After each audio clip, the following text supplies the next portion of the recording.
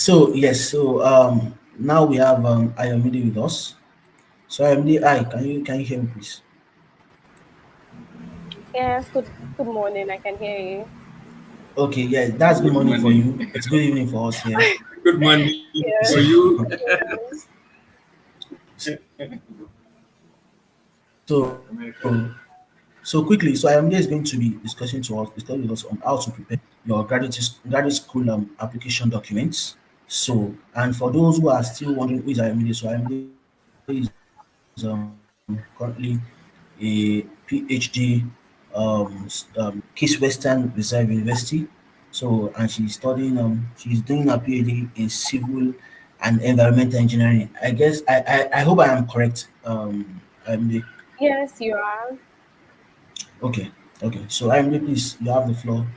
Let us have the session. Yes, Ayomide is going to be presenting from a slides, right? If I'm not mistaken. Yes, I am. Okay, so Good morning, don't forget, everyone. sorry, Amri, before you begin, let us quickly Yeah. inform that don't forget to share the link of the live session with your friends and so that they can also join and benefit from these discussions. So don't let it be something that goes with you. Let it go around. So let it go around, please. Oh, yeah, so Amri, you can go ahead, please. Good morning, everybody. My name is Ayomidezo Kazim. I'm a PhD student in civil engineering at Case Western Reserve University, a top tier one research university. I'm also an I scholar. And my research area focuses on using artificial intelligence to improve civil infrastructure. I work at the Opal and Richard van der Hoef Lab and also the Institute of Smart, Secured and Connected Systems. Today, I'll be talking about how to prepare graduate school application materials.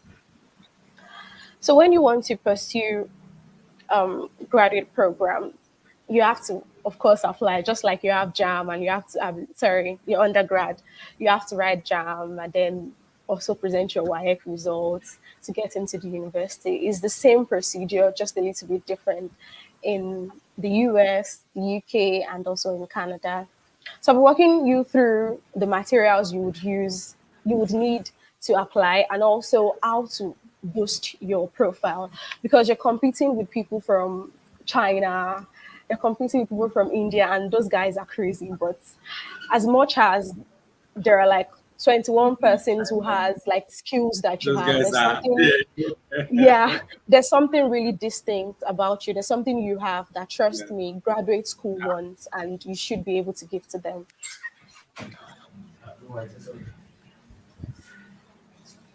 So I'll be starting off with your transcript.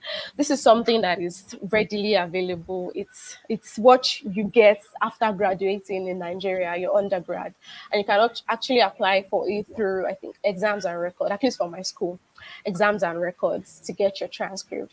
And if you're graduating this year and you're planning to apply this year or next year, you should have started or have already gotten your transcript because that's like one of the most pivotal documents you would use in applying. So the earlier you get it, the better. And also your recommendation letter. Your recommendation letter is like, I would say from my own experience, 30% of your overall application because it paints a picture to the admission committee that, oh, from your professor's point of view, from your lecturer's point of view, from your supervisor's point of view, this is who this person is. This person is committed, this person is serious, this person is a change maker, has made impacts in the environment, the academics. So they are the one that would actually push you, that would push your application forward. When any admission officer reads your application, your recommendation letter, they're like, oh, okay, this person is good. I think we should move forward with the person's application. Okay, let's review the person's SOP. Let's go through the person's CV. So your recommendation letter is a push for you. So you should actually pay attention to it. Make sure they come from people who best know you, who can testify to you. And it doesn't have to be like I've seen people who say, oh, your recommenders have to have a PhD, have to have a master's. Not necessarily. You could use a lecturer one, you could use I mean, in the polytechnic system, we don't have professors, so you can't actually use a professor. You can use a lecturer. Exactly. Just somebody who knows you best, somebody who can really testify. And then your resume and your CV. Your resume should be a summary of your academic journey. It should detail your CGPA. If you have, like, if you're a polytechnic student, you should have your HND CGPA first, your ND CGPA listed, and if you are a BSc holder, you just need to put your BSc CGPA. You should have the awards you've won. Okay, I participated in a competition. I came first. Competitions that are actually related to your course. Like, okay, I participated in a tunneling competition, so you could actually add that. Um, Also, you should include the research you've done. I understand that some of us don't have journals, which is not a big deal, but you can actually include the research that you've done. You can include the research that you've done in your lab. Nothing is too small. If like, I my undergraduate research was on transportation, it wasn't really related to what I'm doing now, but I was able to maneuver through it. I told them even the practicals we did in other courses, I listed it because in a way they're actually important. So every single practical you've done in school that you feel, oh, this thing can give me edge in the research area I'm going for, please list it.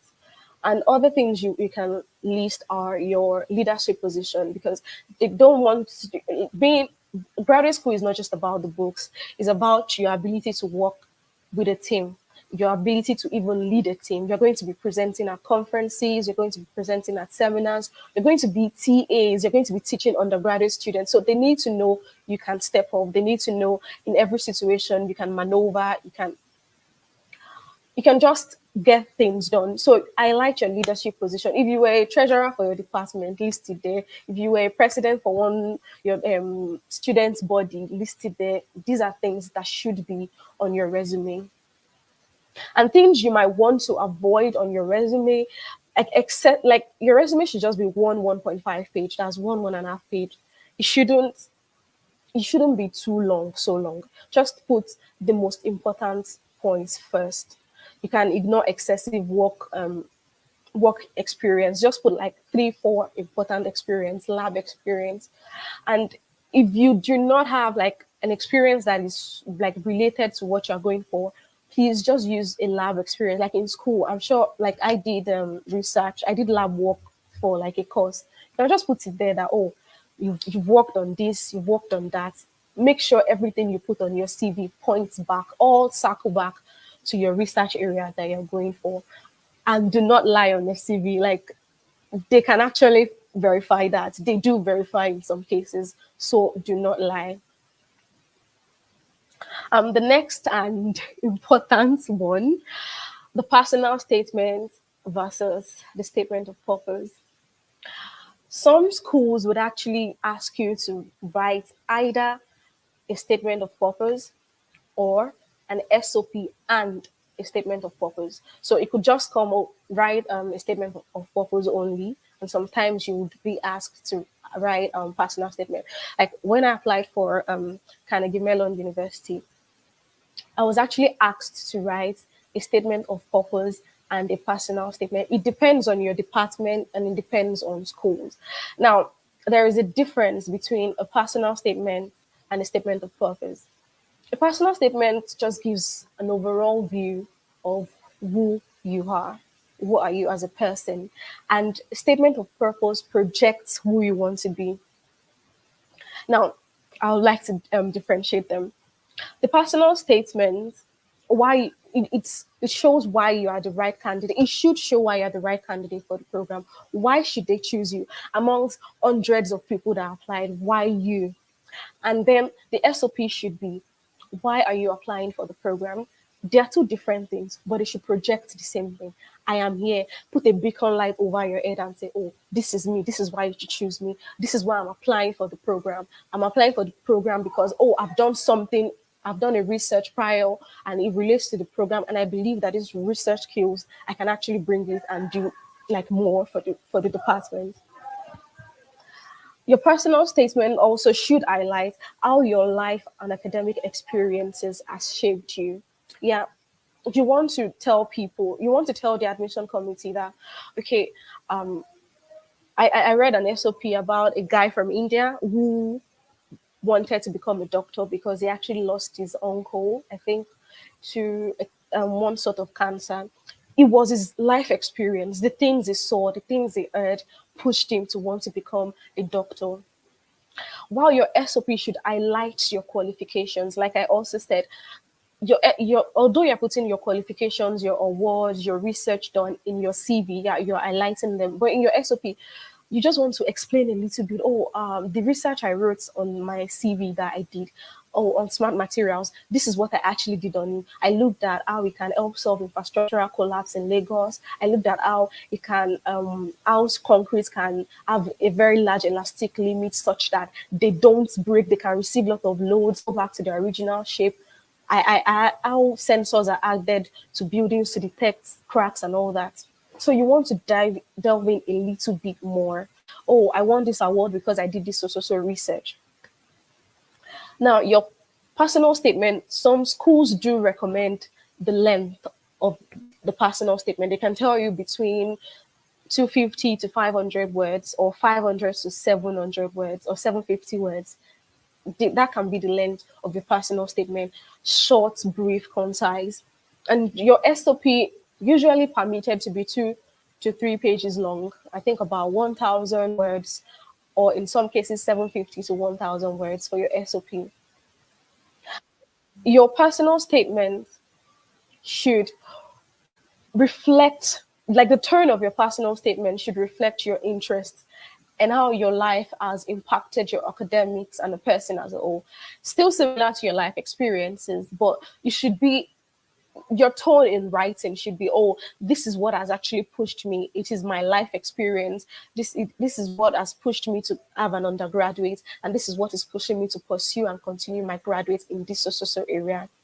And your SOP, your tone should be self-assured and confident you will succeed. You should let them know that, yeah, I'm coming from a totally different country, totally different academic background, but I assure you that these skills I'm bringing into your program, into your group or research lab, I would actually succeed. I'm positive that with these skills, I will be a change maker. I would make innovative research. I would do things that nobody has done before. That is what you should keep hammering in your SOP. Let them know. Like we Nigerians, we're hardcore, so let them know. And your personal statement should be genuine and inspirational. Like it shouldn't be so soppy or like sad. No, it should be inspirational. This is my drive. This is my motivation. I am pursuing a research in artificial intelligence to make infrastructure smarter, because Nigeria has faced so much infrastructural collapse and has killed lots of people. Lots of accidents have happened on the road. That is why I am going for my PhD. Let them, like, just let it be genuine when they're reading. And but your SOP should be motivational and professional, in the sense that you should just project the fact that, oh, I'm really serious about this and I'm here to do it. There is no backing out and stuff like that.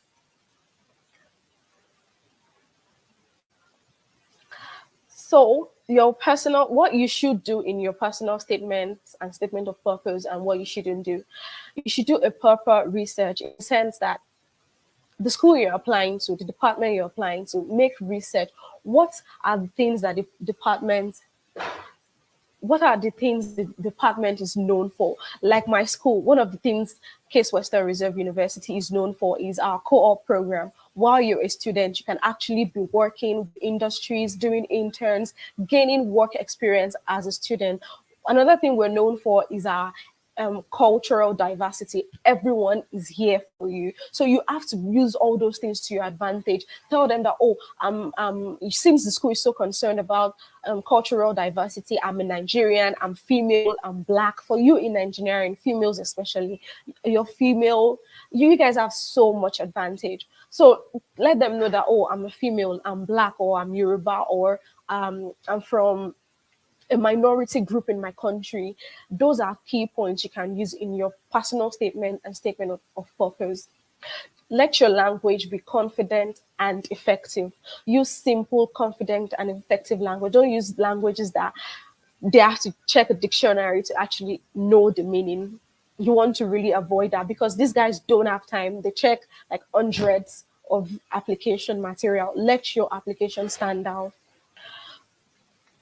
Use simple yet professional font size and style. Some schools recommend styles for you. The schools specifically tell you this is the font size, this is this font spacing, and this is the font style we want. So you should really do your research. Stay focused and remain on topic. Like, don't digress. As much as you want to go around what happened to somebody that inspired you, let it all come back home. And home is why me, why you should choose me. Let everything come back to why they should choose you.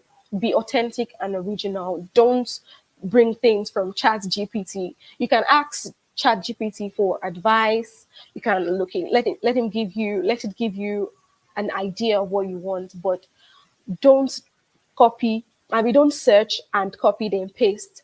I've seen somebody get rejected from doing that. I mean, this year, I think last month, somebody got like they told him not to apply to the school because he copied things from ChatGPT. Yes, these tools are helpful. I use them, but you should know how to use them. Write and rewrite until satisfied. I think I wrote about 10 different SOPs until I got the final one. Like I got one that I looked at and I was like, no, this is good. So keep writing. The earlier you start, the better. Keep writing. Give people to review for you. Get any form of criticism, constructive or destructive. Just get any form of criticism. Give it out to people. Let them read it out for you. And also you can read it, record it, and listen. It helps a lot. That's one thing I did. I wrote out my SOP, I read it and recorded it, and then I heard it. Just listen to the tone, listen to the content, in case you don't have anybody who can help you read it. And the things you do not want to do on your personal statements: do not provide random used or AI generated content. Don't do it. They will know. Like they have a tool for checking plagiarism and things that are generated. So they would know. This place is like roaming with different forms of softwares that can just be used. Do not exceed word limits. It's just like in essays too. Like I know we write essays in Nigeria. Don't exceed the word limit at all. If they tell you 750, let it be between 700, 720. Don't if you can even stop on 750 on the dot, but I don't advise it because one or two things, if they convert it, by the time you upload it to their own system, they download, it could lead to one thing or the other. So I always suggest keep it between 720 to 740. Give or just leave that room for 10, even more.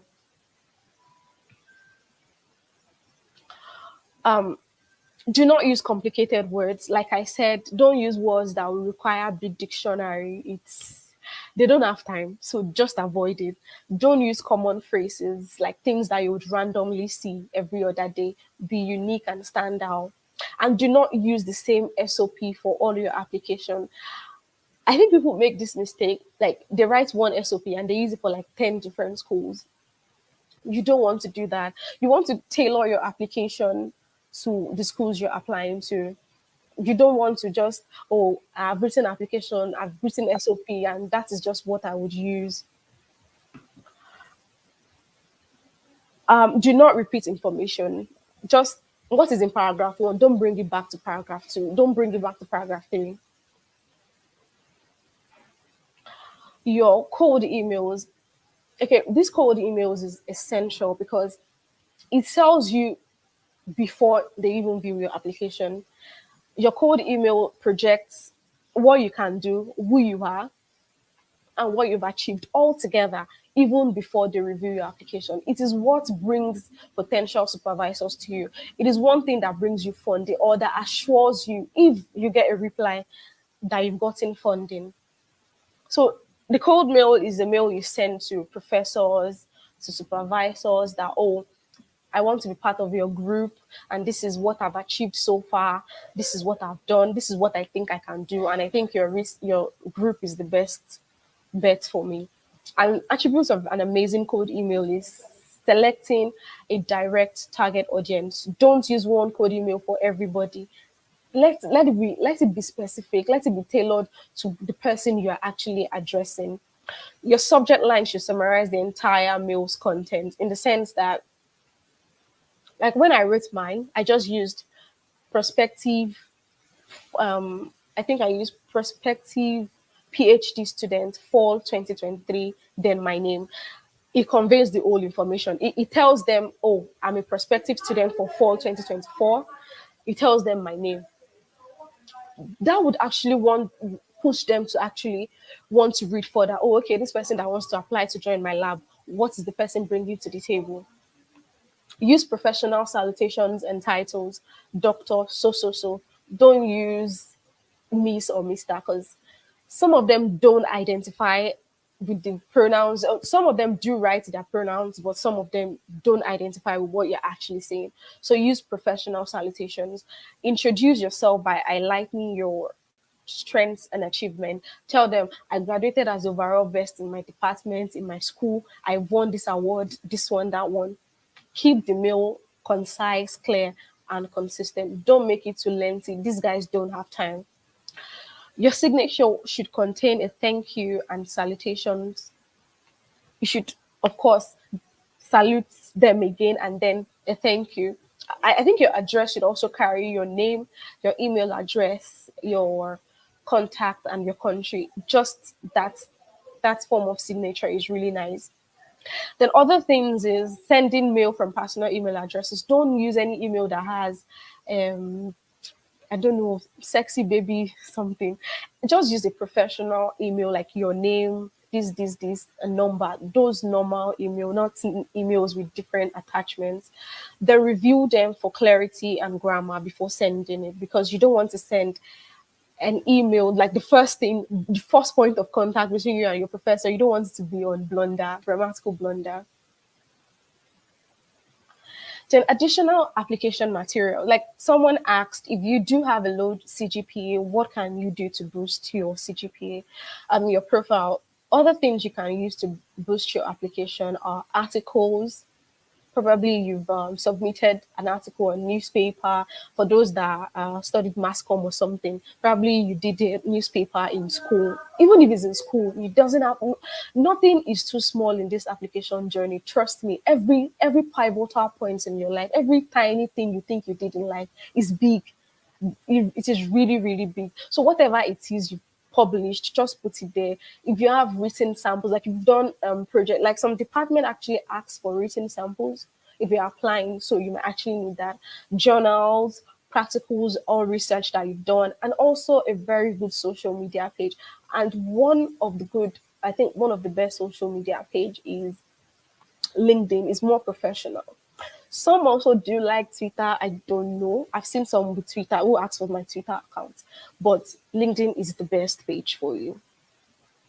Oh, something I didn't mention in the cold mail. If you're sending your cold mails, please attach your transcript and your CV. They provide additional information about you.